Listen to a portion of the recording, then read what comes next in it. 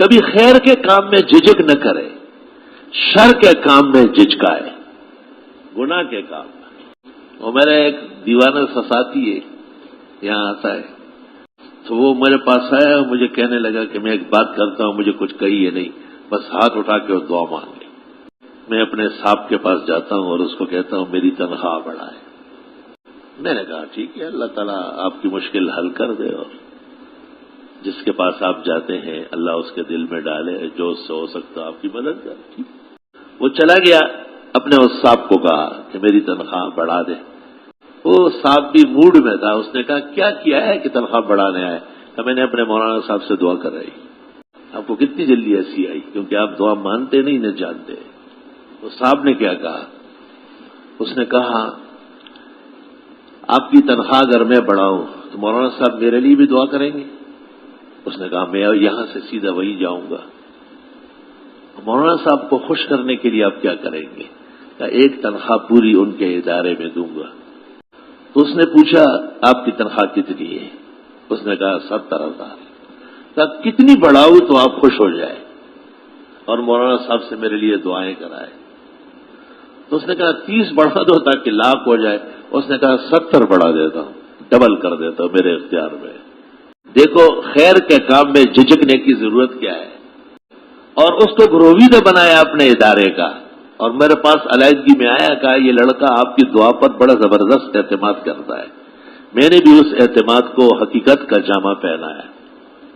میں نے کہا یہ آپ کی شفاعت کے لیے اور مغفرت کے لیے پورا ساز و سامان ہوگا۔ خیر کے کاموں میں نہ جھجکو، اس میں قدم بڑھاؤ، اور شر کے کاموں میں، گناہ کے کاموں میں شرم کرو، اس سے پیچھے ہٹو اور اس پر شرمندہ رہو۔ یہ کرنے کا کام تھوڑا ہی جو میں کرتا ہوں۔ ایک دوسرا شخص میرے پاس آیا، آتے ہیں بھائی لوگ ہیں، 3 آدمی ایسے ہیں جن کو قوموں کے حالات کا زیادہ پتہ ہوتا ہے، ایک مفتی عالم، دوسرا ڈاکٹر، تیسرا پولیس افسر، ان کو پتہ زیادہ چلتا ہے۔ اس نے کہا میرے لیے دعا کرے، میں نے حج کے ڈاکومنٹ بھرے ہیں کہ میرا کام ہو جائے۔ میں نے ویسے پوچھا کہ پیسے کہاں سے لائے ہو؟ کہنے لگا میرا بینک آفیسر ہے، سر ہے میرا، وہ دیں گے۔ میں نے کہا وہ کہاں سے دیں گے؟ اور ان کے پاس بینک میں بہت پیسے ہیں، اس کے اختیار میں۔ میں نے کہا بینک کے پیسوں سے اس طرح بغیر اجازت کہ وہ آپ کو دے حج ہو جائے گا؟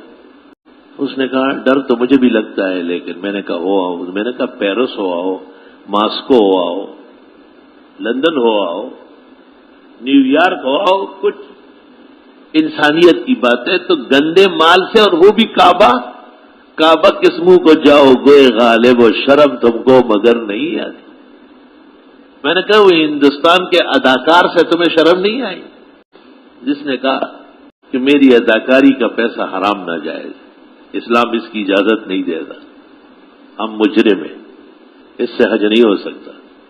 اور اس نے رات کے وقت کسی دکان میں بیٹھنے کے لیے کچھ ملازمت کر لی، اور 4-6 سال میں جو وہاں سے پیسے ملے اس کا داخلہ کروا کے کعبہ شریف حاضر ہوا۔ اس نے کہا غلط مال، گناہ کے مال کے ذریعے میں حرمین نہیں جاؤں، وہاں تو میں نے معافی مانگنی ہے، تو حرام مال کے حج سے کوئی معافی مانگتا ہے؟ اس شخص نے بھی جا کے اپنے آفیسر کو بتایا کہ میں نہیں جاتا، پیسے واپس کر دیے۔ ہمارے استاد ہیں، ہمارے مفتی صاحب ہیں، بہت ناراض ہوئے۔ انہوں نے کہا ناجائز چیزوں سے حج کرتے ہو، یہ تو صحیح نہیں ہے۔ تو وہ افسر بالا جو تھا وہ غریب غمگین ہو گیا اور رونے لگا، اور اس کو کہا کہ ہم دونوں بڑے مجرم ہیں، واقعی ہمارے پاس تو اور پیسے نہیں ہیں۔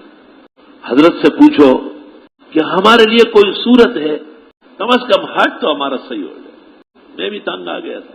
میں نے کہا ایک صورت ہے، جب آپ اقرار کرتے ہیں کہ ہمارے تو یہی بینک وغیرہ آمدات کے ذرائع ہیں، ہم تو اور کہیں سے پیسے نہیں لے سکتے، نہ ہمارے پاس ہے، تو میں نے کہا حج کی منظوری کے لیے تو آپ قرض لے لیں، 2 لاکھ 2.5 لاکھ جو بھی چاہیے وہ قرض لے لے کہیں سے، اس کو کہو 6 مہینے بعد دوں گا، اور پھر قرض میں جو آپ اپنا وہ معطوف پیسہ دیں گے تو مستقرض، اس کا تو حق کی ادائیگی ہے، اس کا اس سے کیا تعلق کہ آپ نے کہاں سے دیے، حج آپ کا درمیان میں نکل گیا۔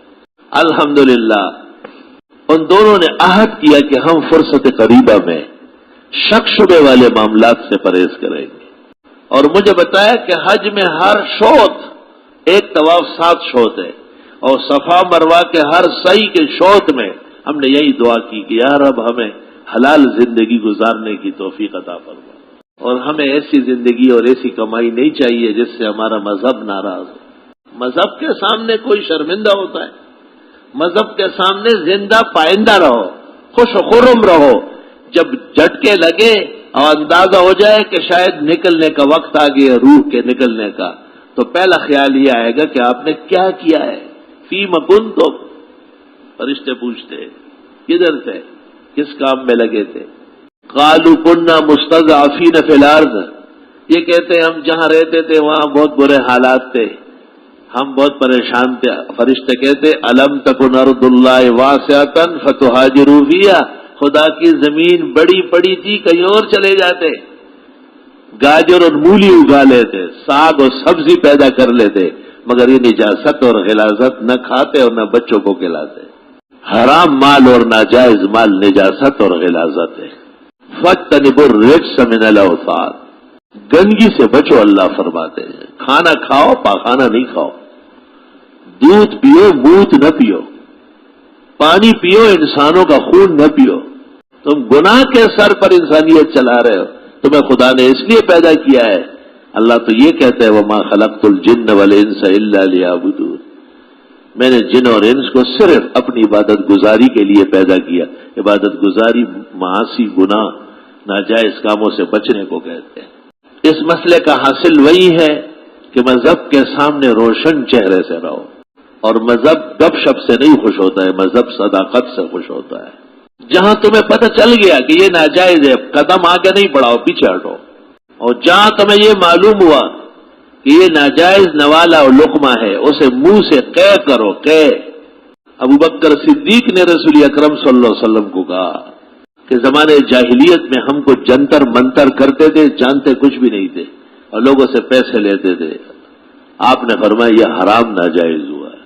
آپ نے پوچھا کہ پھر ہم کریں کیا؟ آپ نے فرمایا حلقوم میں انگلیاں دے دو، اور جہاں تک کر سکو قے کی طرف پھینکتے رہو، شاید کچھ پاکی ہو جائے۔ استغفر اللہ واتوب الیہ۔ اسلام ہماری ضرورت ہے، اسلام دونوں جہانوں کی عزت ہے، اسلام انسانیت کی حسن، جمال اور کمال کا بہترین گلے کا ہار ہے، اسلام اللہ کے عرش کا سایہ ہے، اسلام خالص جنت لے جانے والا رہنما ہے، اسلام طہارت، عفت، پاک دامنی کو چاہتا ہے، اسلام میں غلاظت، گندگی، نجاست، حرام، ناجائز ہرگز برداشت نہیں۔ السلام علیکم جی دوستو، آپ نے دیکھا اور سنا شیخ مفتی ظہور علی خان رحمۃ اللہ علیہ کو کہ شیخ مفتی ظہور علی خان رحمۃ اللہ علیہ کیا بیان فرما رہے تھے۔